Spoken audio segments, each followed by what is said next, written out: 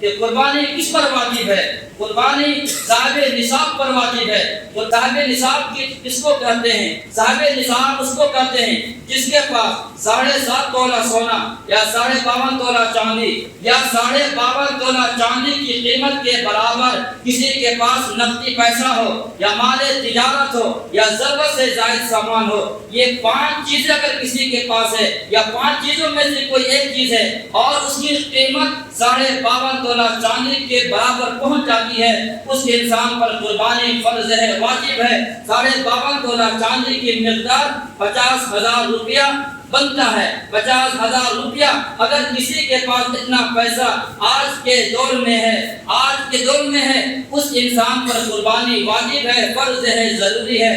اور اگر ایسا انسان قربانی نہیں کرتا ہے، سرور دو عالم نے ارشاد فرمایا کان لہ سعۃ، کہ تم پر قربانی واجب ہو پھر بھی تم قربانی ادا نہ کرو تو تم پھر کس منہ سے عیدگاہ جاؤ گے؟ کس منہ کو لے کر کے نماز پڑھنے جاؤ گے؟ کیا چہرے کو لے کر کے جاؤ گے نماز پڑھنے کے لیے؟ قربانی واجب ہے۔ یہ جملہ میرا نہیں ہے، یہ جملہ سرور دو عالم صلی اللہ علیہ وسلم کا ہے کہ منہ کو اٹھا کر کے چل دو گے نماز پڑھنے کے لیے، قربانی تو کرتے نہیں ہو، قربانی واجب ہے تو قربانی کرنا چاہیے۔ اگر کسی انسان کے پاس ضرورت سے زائد سامان سے مطلب یہ ہے، اگر آپ کے پاس کوئی چیز ایسی ہے جو استعمال نہیں ہوتی ہے، کسی کے پاس 3-4 گاڑیاں ہیں، ایک گاڑی کو استعمال کرتا ہے، 3 گاڑی کو استعمال نہیں کرتا ہے، سالوں بعد یوں ہی رکھا ہوا ہے، تو اگر اس کی قیمت 52.5 تولہ چاندی یعنی 50,000 روپے کے برابر پہنچ جاتی ہے تو ایسا انسان پر قربانی واجب ہے۔ کسی کے پاس جو ہے ضرورت سے زائد فریج ہے،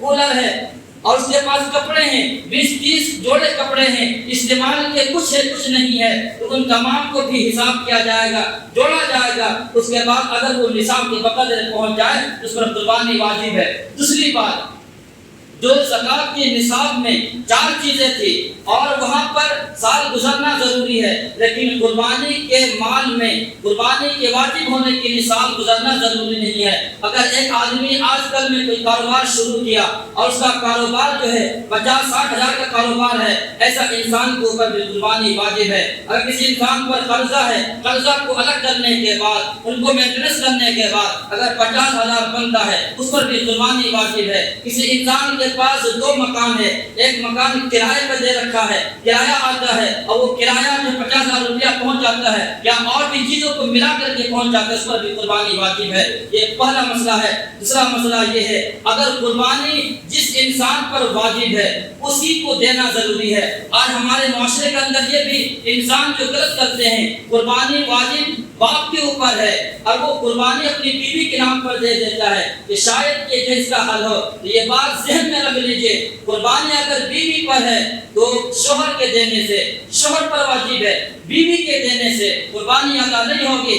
جس پر قربانی واجب ہے پہلے وہ لوگ کیا قربانی دے، اس کے بعد اگر چاہے تو وہ کسی اور کے نام سے دے دے۔ اسی طریقے سے ماں باپ دنیا سے چلے گئے ہیں، انسان کے اوپر قربانی واجب ہے۔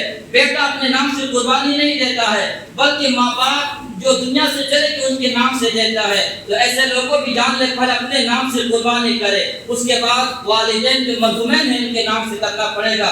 اگر آپ نے مرحومین کے نام سے قربانی کر دیا، ان کو جو ثواب ملنا تھا مل گیا، لیکن آپ کے ذمے میں وہ باقی ہے، آپ کو ہر حال میں قربانی کا کرنا پڑے گا۔ اسی طریقے سے ایک انسان ہے، ایک انسان جو ہے اپنے نام سے قربانی نہیں کرتا ہے، اپنے آپ کو سوچتا ہے کہ میں بہت بڑا ہوں اور وہ حضور صلی اللہ علیہ وسلم کے نام سے قربانی کر دیتا ہے۔ ایسا انسان بھی سن لے، پہلے اپنے نام سے قربانی کرے، اس کے بعد چاہے تو پیغمبر عربی صلی اللہ علیہ وسلم کے نام سے کرے۔ تو جس انسان کے اوپر قربانی واجب ہے پہلے وہ اپنے نام سے کرے، اس کے بعد اگر جس انسان کے نام سے کرنا چاہے تو کر سکتے ہیں۔ تیسرا مسئلہ، اگر گھر کے لوگ ہیں، 7 آدمی ہیں اور 7 صاحب نصاب ہے، 7 کے پاس 50,000 روپیہ موجود ہے، کیش ہے یا سونا چاندی کی شکل میں ہے یا سامان تجارت کی شکل میں، بلکہ اگر 7 آدمی کے پاس صاحب نصاب ہے تو ایک کے ادا کرنے سے، 2 آدمی کی حصہ لے لینے سے پورے گھرانے کی طرف سے نہیں ہوگا، بلکہ 7 آدمی کو دینا ضروری پڑے گا۔ 7 آدمی حصہ لے یا 7 آدمی اپنے نام سے قربانی کریں گے تب جا کر کے قربانی ہوگا۔ چوتھا مسئلہ یہ سن لے، معاشرے کے اندر یہ بھی غلط قسم کی جو افواہیں کیا پھیل گئی ہے کہ گھر کے آدمی گارجین اگر قربانی کر لے، گھر کے اندر 5 بیٹا ہے، باپ ہے، اگر گھر کا سربراہ باپ اگر قربانی کر دے تو سب بیٹے کی طرف سے کافی ہے، ایسا کچھ نہیں ہے۔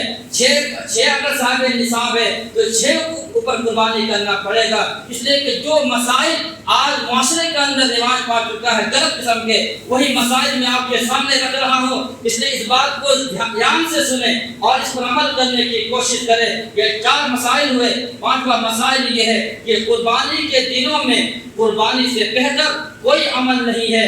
اگر قربانی کے دنوں میں لاکھوں روپیہ، کروڑوں روپیہ اگر آپ خرچ کر دیں تو میرا دعویٰ یہ ہے، فرمان مصطفیٰ یہ ہے، قرآن و حدیث کی روشنی میں حل یہ ہے، آپ کا اربوں روپیہ قربانی کے دنوں میں ایک طرف جو قربانی کا جو ثواب ہے وہ آپ کو اس سے بھی زیادہ ملے گا، اس لیے کہ قربانی کے دنوں میں اللہ تعالیٰ کو اس عمل سے زیادہ کوئی عمل پسندیدہ نہیں ہے۔ اس لیے گزارش یہ ہے، کوشش یہ کرے انسان کے اوپر اگر قربانی واجب نہ ہو پھر بھی ایک حصہ لینے میں 2 حصہ اگر لے لے 10 لاکھ روپیہ خرچ ہو جائے تو کون سی بڑی بات ہے۔ اس لیے یہ نہ سمجھے کہ مجھ پر قربانی واجب نہیں ہے تو قربانی نہ کرے، ہر انسان کو کوشش کر کے قربانی بہرحال کرنا چاہیے، لیکن جو لوگ صاحب نصاب ہے اسے تو بہرحال قربانی کرنا ہی پڑے گا۔ اگر قربانی نہیں کریں گے اس کا وعید بہت خطرناک ہے، سرور دو عالم نے دھمکی دی ہے، وعیدیں سنائی ہے، اس لیے چند وقت کے بعد قربانی شروع ہوں گے، خوشدلی کے ساتھ رقیبوا بہا نفسا،